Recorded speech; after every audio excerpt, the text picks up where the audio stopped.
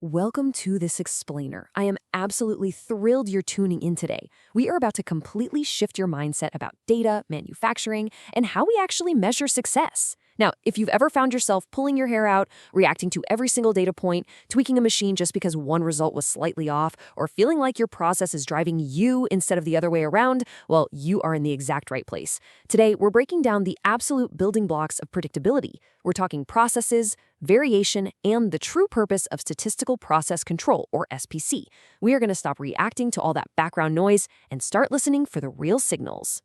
Okay, let's dive right into our roadmap for today. First, we'll look at the anatomy of a process. Second, the inevitability of variation. Third, common versus special cause. Fourth, the tampering trap.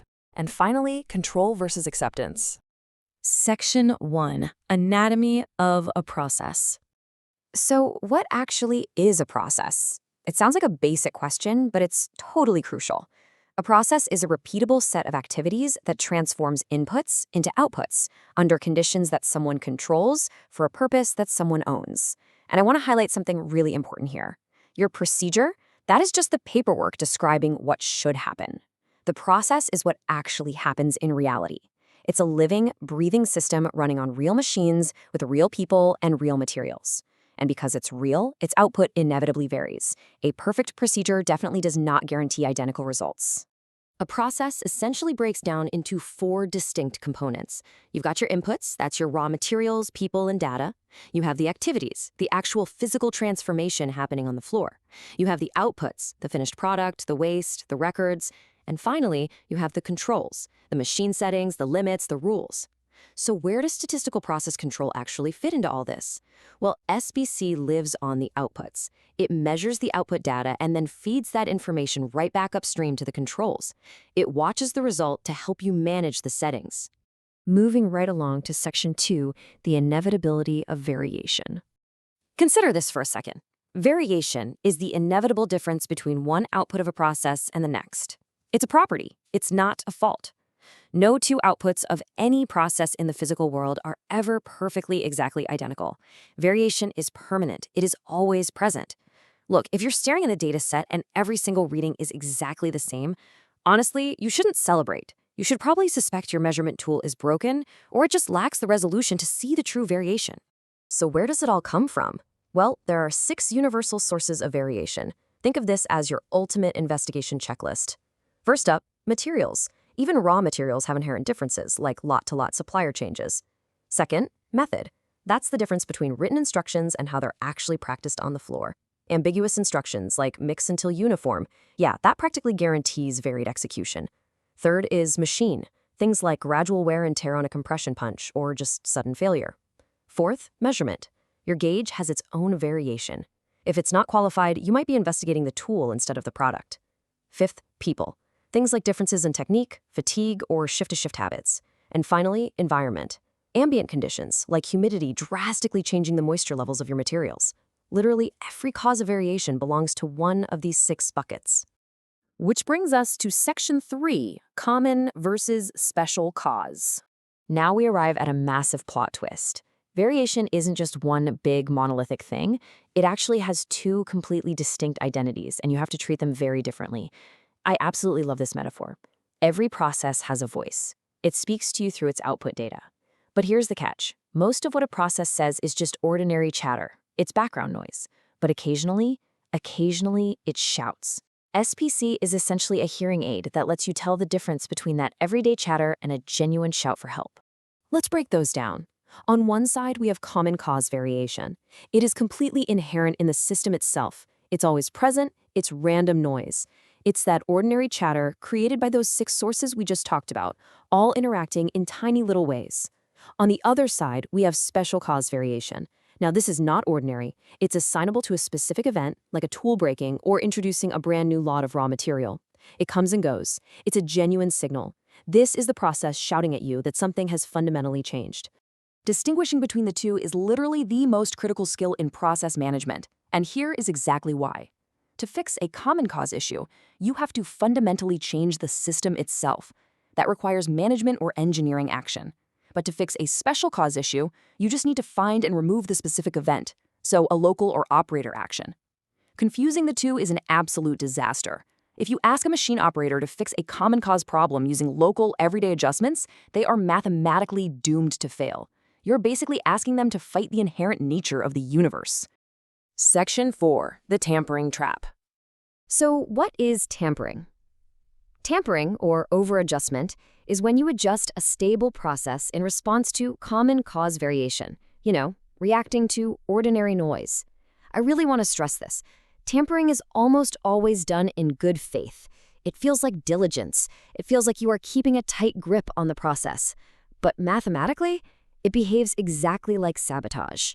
Consider Deming's famous funnel thought experiment. Just imagine dropping marbles through a funnel aimed at a target on the floor. Because of common cause variation, they rarely hit the dead center, right? They scatter just a little bit. Now, if you just leave the funnel alone, the scatter stays as small as the system allows. But say a marble lands an inch to the left, so you decide to move the funnel an inch to the right to quote-unquote compensate for the next drop. Do you know what happens? Your scatter roughly doubles. Why? Because that last result was just random noise. The next drop is going to carry its own random noise, plus the physical adjustment you just introduced. You're literally compounding the errors and destroying the stability of your process. Let's connect this theory to reality. Here are some super common examples of tampering we see in the field every single day. Adjusting a machine after every slightly off result. Investigating every number that is merely below average, which is crazy because remember, half of all results in a stable system will be below average by definition. Or how about retesting a sample until the number just magically looks right to you? Or tightening your internal limits based on one single high result. Good intentions do not change the arithmetic, folks. If you react to noise, you increase variation. Period. Section 5. Control versus acceptance. The crucial takeaway here is that watching a process and judging a product are two completely independent questions. Process control, or SPC, asks, has the process changed? It listens to the voice of the process, and it uses control limits, which are mathematically derived from the process's very own historical data. On the flip side, product acceptance, or testing, asks, is this product acceptable? It listens to the voice of the customer and uses specification limits set by external rules, like a license or a client requirement. You should never, ever plot specification limits on a control chart. Saying, well, it's still in spec, is not a valid excuse to ignore a process that has fundamentally drifted out of control. And honestly, you can't just rely on testing to save you. Finished product testing is basically looking in the rearview mirror. By the time a test fails, the batch is already fully made.